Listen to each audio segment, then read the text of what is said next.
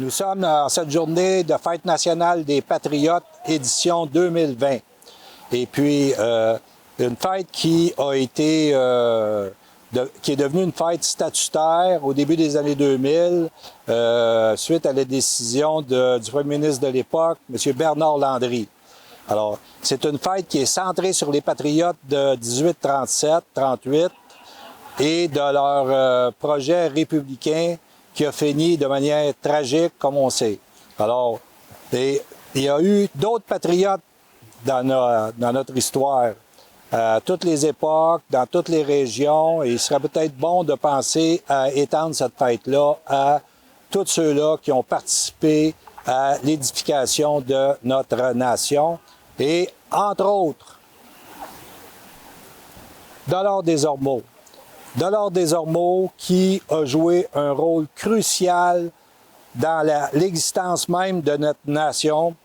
À l'époque, nous sommes en 1660 et la menace iroquoise plane et nous sommes dans une situation où, depuis 1648, les Iroquois ont, à partir de l'attaque de la Huronie, ont pris le contrôle de la route des fourrures.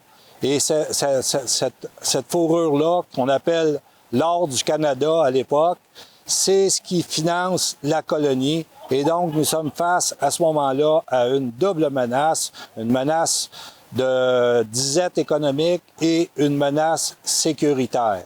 Et c'est à ce moment-là que Dollard Desormeaux, qui est le chef de garnison à Montréal, avec ses compagnons et ses alliés de la Grande Alliance, vont partir vers le Long-Sault pour débloquer cette route des fourrures. Et donc, ils vont partir pour la Petite Guerre. Alors, cette Petite Guerre-là, eux, leur projet, c'était de tendre des embuscades aux Iroquois qui seraient là, et puis prendre le butin de guerre, et puis le ramener à Montréal et débloquer la route des fourrures. À l'époque, il y avait Radisson qui était au pays d'en haut, juste au nord des Grands Lacs, et qui attendait pour ramener sa cargaison de fourrure à Montréal. Alors donc, c'est ça la situation. Et Dollard Desormeaux est devenu un héros national à partir de l'œuvre de Lionel Groulx, qui en a fait une figure de référence mémorielle à partir du début du 20e siècle, aller jusqu'à 1960. Et donc, en 1910, de 1910 à 1920, on va ramasser de l'argent, on va finir par réunir une somme de 25 000 $, une fortune pour l'époque, pour ériger ce magnifique monument de Alfred de la Liberté, qu'on voit ici, OK? Et ce monument-là, contrairement à d'autres monuments qui célèbrent un héros un peu comme un selfie sur une colonne de pierre, celui-là, ce monument-là, nous raconte une histoire. Et cette histoire-là, et on l'a oublié depuis, mais à ce moment-là, c'est joué le destin de la colonie naissante. L'histoire de l'événement de la bataille du Long-Sault, c'est que Dollard, finalement, va se faire repérer par un groupe d'Iroquois. Il va y avoir une escarmouche, mais Dollard Desormeaux et ses compagnons, ses alliés de la Grande Alliance, vont se réfugier dans un petit fortin. Et là, les Iroquois qui cernent la place vont aller chercher du renfort. Et là, va arriver ce qu'on va apprendre par la suite, parce qu'il va y avoir des rescapés qui vont réussir à s'évader et venir raconter l'histoire, c'est que il y avait les Iroquois étaient en nombre du côté du Richelieu, et il y avait en tout et partout un groupe de 500 et un groupe de 300. Finalement, les Iroquois vont devoir ramener tous ces guerriers-là pour en finir avec Dollard Desormeaux. Cette histoire-là nous est racontée par M. Yves Saint-Denis, président perpétuel de l'Assemblée des Patriotes de l'Amérique française, un document qu'on peut retrouver sur la chaîne YouTube Vigile Québec. Alors, M. Yves Saint-Denis nous a quittés depuis, de regretter mémoire. Il était ici à chaque année pour commémorer la fête de $. Parce que pour lui, il avait consacré sa vie à l'œuvre de $. Maintenant, ce qui nous intéresse, c'est de savoir le grand débat qu'il y a eu avec les historiens. A-t-il sauvé la colonie ou non? Était-il un aventurier avec certains reproches? Et puis, ce qu'on va démontrer, c'est que Dollard des Ormeaux, par son action, par son sacrifice, a dramatisé la situation de l'insécurité de la colonie naissante, particulièrement à Montréal, parce que les témoignages sont concordants.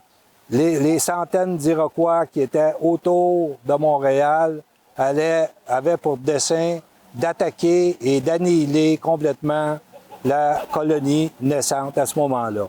Alors donc, il y a un personnage ici qui rentre en scène, c'est Pierre Boucher, et par lui, on va comprendre, et à partir d'une lecture géopolitique, que Dollard des Ormeaux a créé une dynamique politique qui allait faire en sorte que le sort de la Nouvelle-France qui se jouait là, cette Nouvelle-France-là va être sauvée.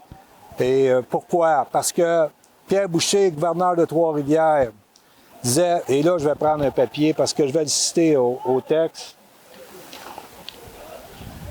il disait « Les Iroquois viennent en renard, attaquent en lion et fuient en oiseau.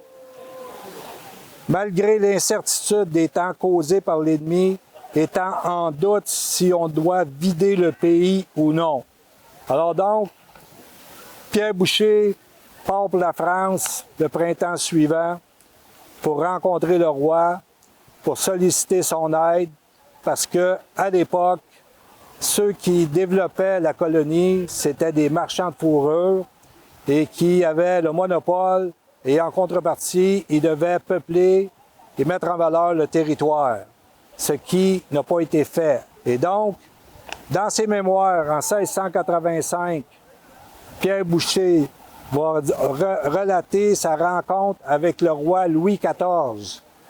Il dit « J'eus l'honneur de parler au roi, qui m'interrogea sur l'état du pays, dont je lui rendus un fidèle compte, et Sa Majesté me promit qu'elle secourrait le pays et le prendrait sous sa protection, ce qu'elle a fait. » Et donc, c'est là que le roi de France prend en charge le développement de la colonie et à partir d'un édit souverain, l'édit du Conseil souverain, et ça mène à, premièrement, le roi va envoyer le régiment de Carignan-Salière, 1300 soldats pour assurer la sécurité de la colonie.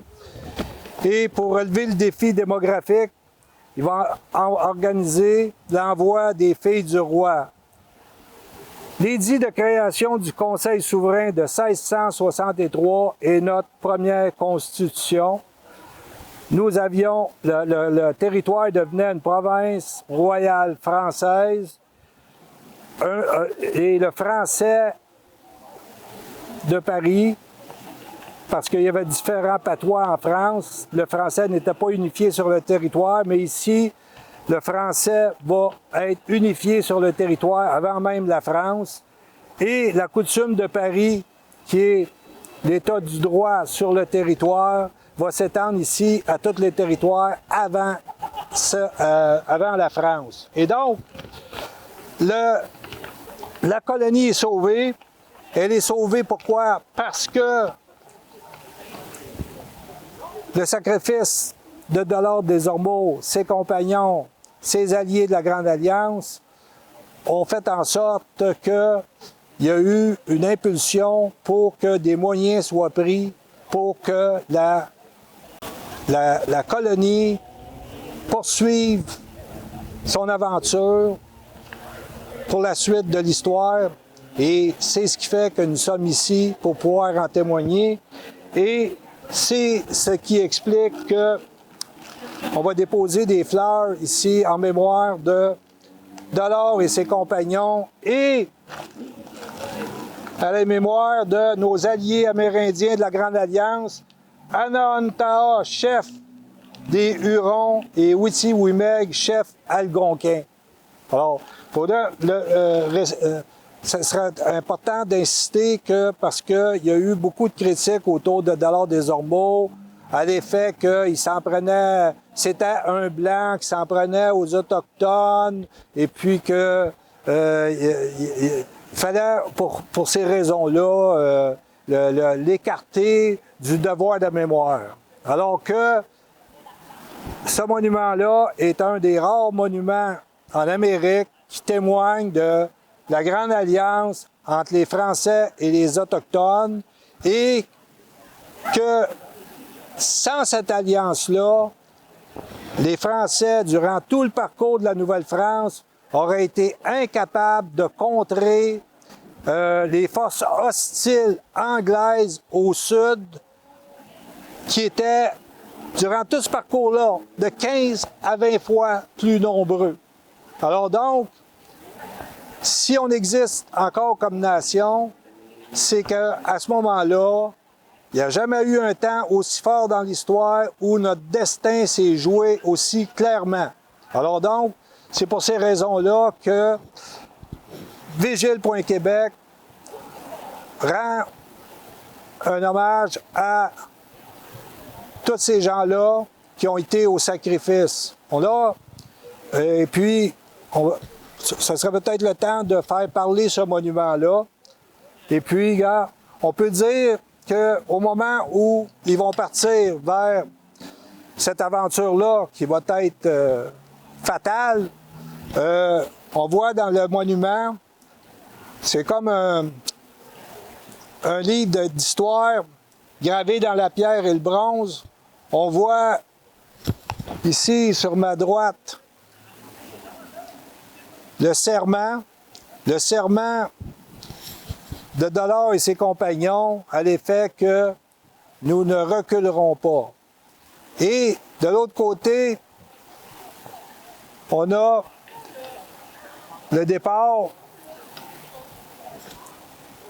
et aussi le fait qu'ils ont été faire leur testament avant de partir. Donc, pour eux, ils étaient face à l'ennemi, libres devant la mort, et ils sont confessés avant de partir. Alors, ils ont tenu leur serment, et puis,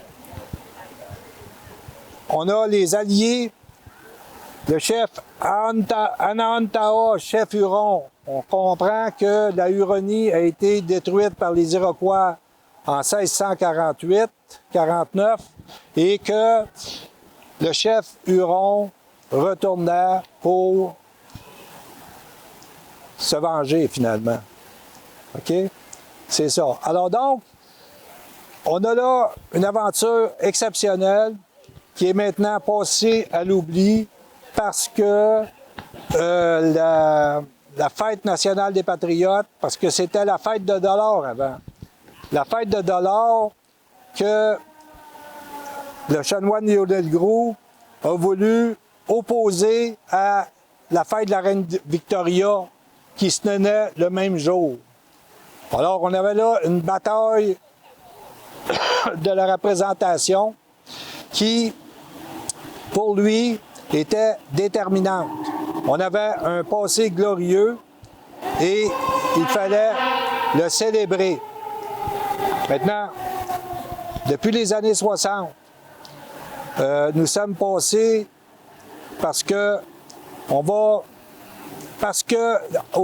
autour des années 60, la société va rejeter tout ce que l'Église nous avait emmené.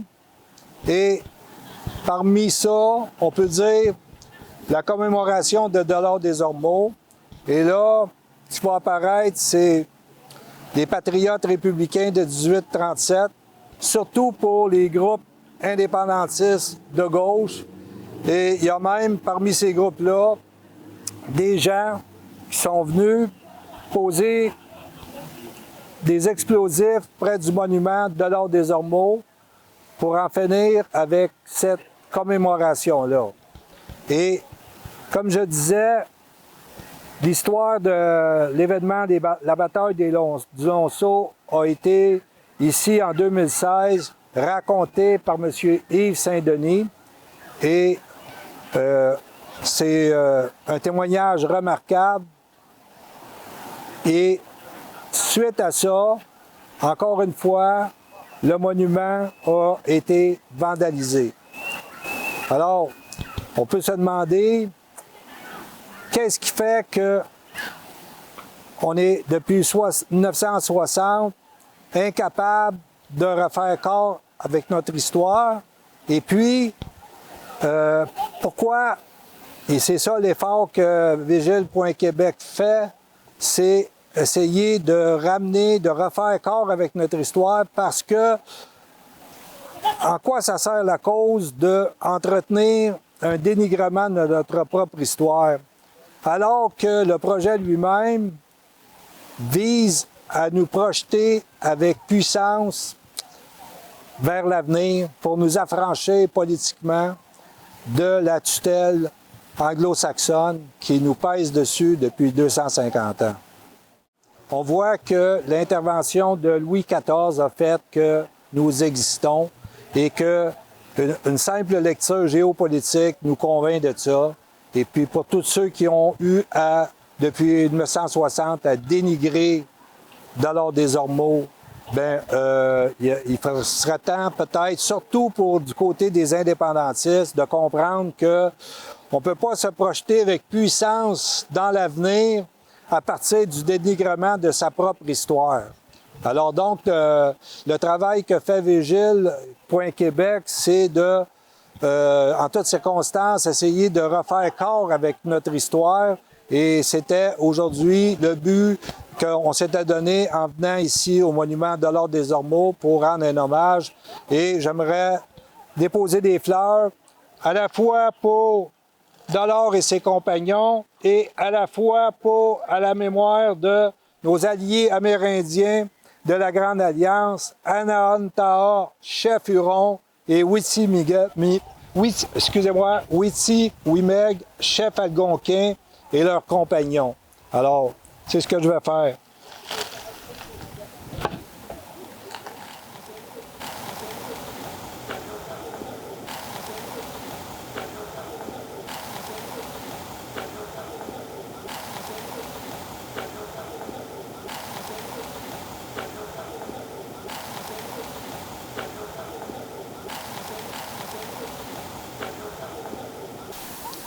Magnifique monument.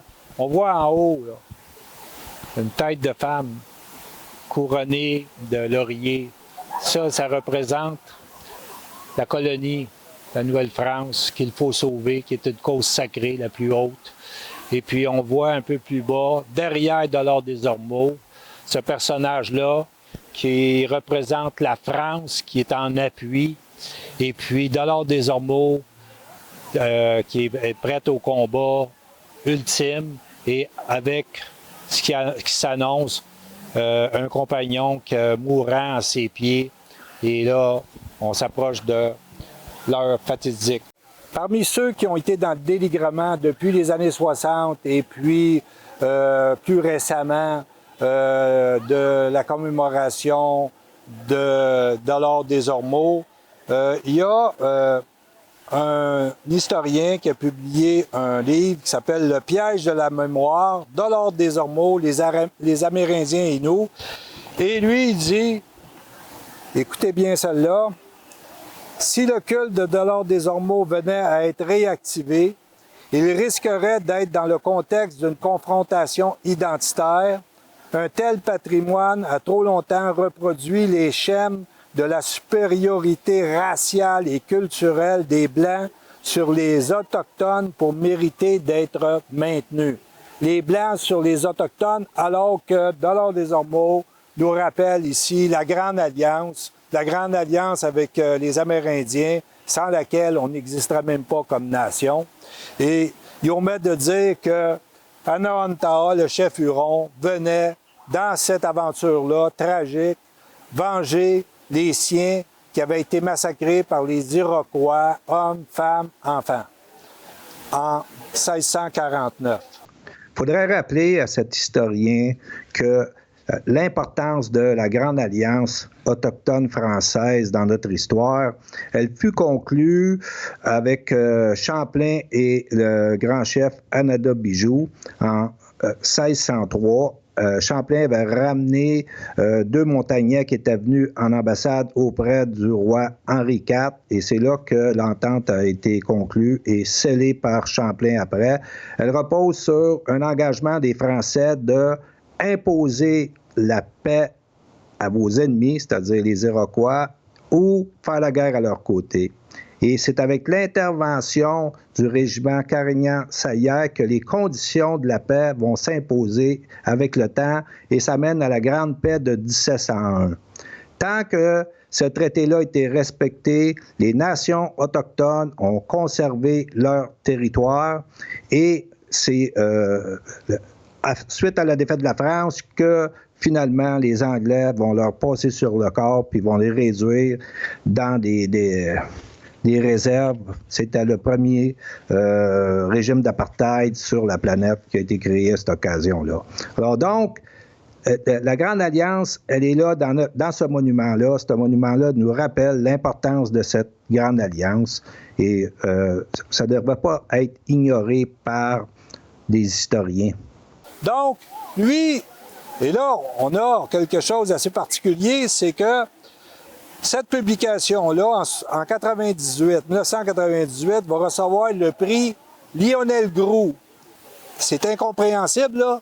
Celui-là même qui a fait apparaître la commémoration de l'Ordre des Ormeaux, puis qui l'avait installé dans l'opinion publique, dans la mémoire collective, comme un grand héros et une source d'inspiration pour le combat qu'on a à mener, toujours actuel pour notre propre existence.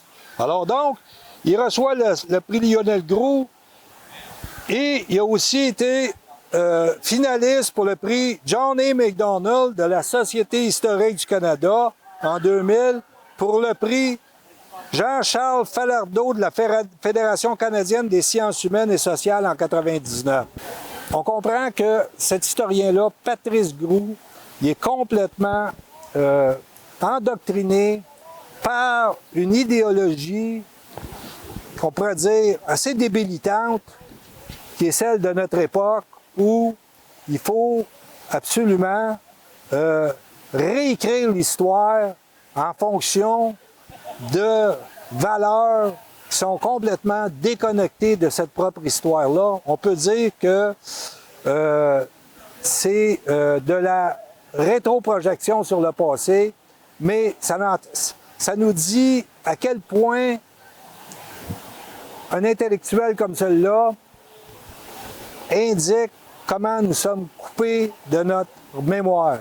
Et donc, pour nous, l'événement de l'Ordre des Ormeaux, le long saut, cette bataille-là tragique où il va périr, lui, ses compagnons et les alliés de la Grande Alliance, bien, ça mérite qu'on se remémore, ne serait-ce qu'un devoir de mémoire pour savoir, pour refaire corps avec notre histoire. C'est un peu le but que fait Vigile en Point Québec en venant ici aujourd'hui en cette journée nationale des Patriotes pour déposer des fleurs, à la fois pour Dollard des Ormeaux et ses compagnons et à la fois pour